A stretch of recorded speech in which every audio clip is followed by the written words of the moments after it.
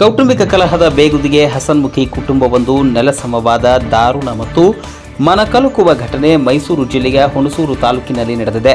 ಹತಾಶೆ ಹಾಗೂ ಕೌಟುಂಬಿಕ ಜಗಳದ ಹಿನ್ನೆಲೆಯಲ್ಲಿ ವ್ಯಕ್ತಿಯೊಬ್ಬ ತನ್ನ ಪತ್ನಿ, ಇಬ್ಬರು ಮುಗ್ಧ ಮಕ್ಕಳ ಬಾಯಿ ಹಾಗೂ ಮೂಗಿಗೆ ಪ್ಲಾಸ್ಟರ್ ಅಂಟಿಸಿ ಉಸಿರುಗಟ್ಟಿಸಿ ಭೀಕರವಾಗಿ ಹತ್ಯೆ ಮಾಡಿದ್ದಾನೆ. ಬಳಿಕ ತಾನೂ ಸಹ ನೇಣಿಗೆ ಶರಣಾಗಿ ಜೀವವನ್ನು ತೊರೆದಿದ್ದಾನೆ. ಮನೆ ತುಂಬ ನಗುತ್ತಿದ್ದ ಕುಟುಂಬವೊಂದು ದಿಢೀರ್ನೆ ಶವವಾಗಿ ಬಿದ್ದಿರುವುದನ್ನು ಕಂಡು ಸ್ಥಳೀಯರು ಬೆಚ್ಚಿ ಬಿದ್ದಿದ್ದಾರೆ. ಮೃತದೇಹಗಳ ಗುರುತು ಪತ್ತೆ.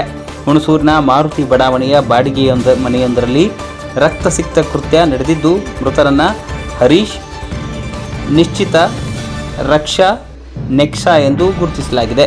ಕೊಲೆಯ ಭೀಕರತೆ ಕಂಡು ಪೊಲೀಸರೇ ಸೈಲೆಂಟ್. ಪ್ರಾಥಮಿಕ ವರದಿಯ ಪ್ರಕಾರ ಘಟನೆ ನಡೆದ ರೀತಿಯಲ್ಲಿ ಅತ್ಯಂತ ಅಮಾನುಷವಾಗಿದೆ. ಪತ್ನಿ ನಿಶ್ಚಿತ ಹಾಗೂ ಮುಗ್ಧ ಮಕ್ಕಳಾದ ನೆಕ್ಸಾ ಮತ್ತು ರಕ್ಷಾ ಅವರ ಮುಖ ಮತ್ತು ಬಾಯಿ ಮತ್ತು ಮೂಗಿನ ಭಾಗಕ್ಕೆ ಪ್ಲಾಸ್ಟರ್ನಿಂದ ಗಟ್ಟಿಯಾಗಿ ಸುತ್ತಿ ಅಂಟಿಸಲಾಗಿತ್ತು. ಚೀರಿಕೊಳ್ಳಲು ಅಥವಾ ಉಸಿರಾಡಲು ಸಾಧ್ಯವಾಗದಂತೆ ಮಾಡಿ ಕ್ರೂರವಾಗಿ ಕೊಲೆ ಮಾಡಲಾಗಿದೆ.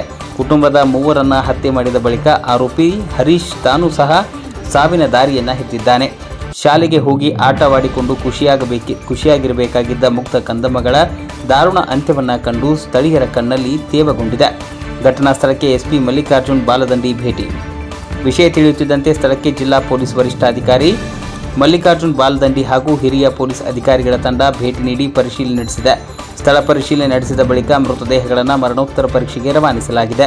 ಪ್ರಾಥಮಿಕ ತನಿಖೆಯಲ್ಲಿ ಕೌಟುಂಬಿಕ ಕಲಹವೇ ಈ ದುರಂತಕ್ಕೆ ಮುಖ್ಯ ಕಾರಣವಿರಬಹುದು ಎಂದು ಶಂಕಿಸಲಾಗಿದೆ. ಪ್ರಕರಣ ದಾಖಲಿಸಿಕೊಂಡು ಘಟನೆಗೆ ಸಂಬಂಧ ಪ್ರತಿಯೊಂದು ಆಯಾಮದಲ್ಲೂ ಹೆಚ್ಚಿನ ತನಿಖೆ ಕೈಗೊಳ್ಳಲಿದ್ದೇವೆ ಎಂದು ಅಧಿಕಾರಿಗಳು ತಿಳಿಸಿದ್ದಾರೆ. ಈ ಘಟನೆಯಿಂದ ಹುಣಸೂರಿನ ಮಾರುತಿ ಬಡಾವಣೆಯಲ್ಲಿ ಶೋಕ ಸಾಗರ ಆವರಿಸಿದ್ದು, ಕೌಟುಂಬಿಕ ಸಮಸ್ಯೆಗೆ ಮುಗ್ಧ ಮಕ್ಕಳನ್ನು ಬಲಿ ಪಡೆದ ಘಟನೆಗೆ ಸಾರ್ವಜನಿಕ ವಲಯದಲ್ಲಿ ತೀವ್ರ ಆಕ್ರೋಶ ವ್ಯಕ್ತವಾಗಿದೆ. ವರದಿ ನಮಗೆ ಫೋನ್ ಮಾಡಿ ಮಾತಾಡಿದ್ದಾರೆ. ರಾತ್ರಿ 8:59ಕ್ಕೆ ಫೋನ್ ಮಾಡಿದ್ದಾರೆ. ನಾನು ಎತ್ತಿಲ್ಲ. ಏನ್ ಹೇಳಕ್ಕೋ ಏನೋ ಗೊತ್ತಿಲ್ಲ. ನಿನ್ನೆನೋ ಬೆಳಿಗ್ಗೆ 10:22ಕ್ಕೆ ಫೋನ್ ಈ ತರ ಮಾಡ್ಕೊತಾರೆ ಅಂತ ನನಗೆ ಗೊತ್ತಿಲ್ಲ. ಆದ್ರೆ ಈ ತರ ನಮಗ್ ಬೇಕಾಗಿಲ್ಲ. ನಮಗ್ ಬುದ್ಧಿ ಹೇಳ್ತಾ ಇದ್ರು. ನಮ್ಗೆ ಅವರು ನಮ್ಮ ಹಿಂದ್ಗಡೆ ನಿಂತಿದ್ರು.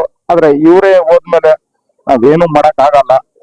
ನಿನ್ನೆನೋ ನನಗ್ ಫೋನ್ ಮಾಡಿ ಮಾತಾಡಿದ್ದಾರೆ. ಏನು ಅಂತ ವಿಷಯ ಗೊತ್ತಿಲ್ಲ. ಆದ್ರೆ ದಯವಿಟ್ಟು ಅವ್ರು ಯಾರ್ಗೆ ಏನ್ ಮಾಡೋರ ಏನು, ಎಲ್ಲಾರ್ಗು ಒಳ್ಳೇದೇ ಮಾಡಿರೋದವ್ರು, ಯಾರಿಗೂ ಕೆಟ್ಟ ಮಾಡಿಲ್ಲ. ಅವ್ರು ಎಲ್ಲಾರ್ಗು ಒಳ್ಳೇದೇ ಮಾಡಿರೋದವ್ರು. ಹರೀಶ್ ಅಂದ್ಬಿಟ್ಟು ಎಲ್ಲ ಇಡೀ ಹುಣಸೂರ್ಗೆ ಗೊತ್ತು. ಚೆನ್ನಾಗೇ ಮಾಡಿರೋದವ್ರು. ಏನು ಮಾಡಿಲ್ಲ ಅವರು. ಸಾಲ ಆಗಿಲ್ಲ ಅವ್ರಿಗೆ ಏನು ಇಲ್ಲ. ಬೇಕಾದಷ್ಟಿದೆ ಅವ್ರ ಹತ್ರ. ಅವ್ರ ಈ ತರ ಮಾಡ್ಕತಾರಂತ ನಮಗ್ ಗೊತ್ತಿಲ್ಲ. ದಯವಿಟ್ಟು ಅವ್ರ ಆತ್ಮಕ್ಕೆ ಶಾಂತಿ ಸಿಗ್ಲಿ ಅನ್ಬಿಟ್ಟು ಕೇಳ್ಕತೀನಿ ಅಷ್ಟೇ. ರಾತ್ರಿ 8:59ಕ್ಕೆ ಫೋನ್ ಮಾಡಿದ್ದಾರೆ. ನನಗೆ ಫೋನ್ ಮಾಡಿ ನಾನು ಎತ್ತಿಲ್ಲ ಫೋನು.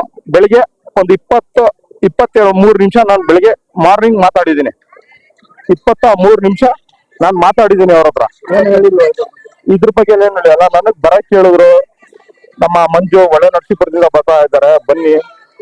ಆಮೇಲೆ ಮೈಸೂರು ಮಣಿ, ಆಮೇಲೆ ನೀನ್ ಬಾ, ಎಲ್ಲರೂ ಸೇರ್ಗಳದ ಬನ್ನಿ ಅಂತ ನನಗ್ ಕರೆದ್ರು. ಆದ್ರೆ ಏನಂತ ವಿಷಯ ಗೊತ್ತಿಲ್ಲ. ಆಮೇಲೆ ರಾತ್ರಿನೂ ಫೋನ್ ಮಾಡಿದ್ರೆ ರಾತ್ರಿ ನಾನು ಫೋನ್ ಎತ್ತಿಲ್ಲ. ಏನಂತ ವಿಷಯ ಗೊತ್ತಿಲ್ಲ. ಸಯ್ಯಸ್ಸನ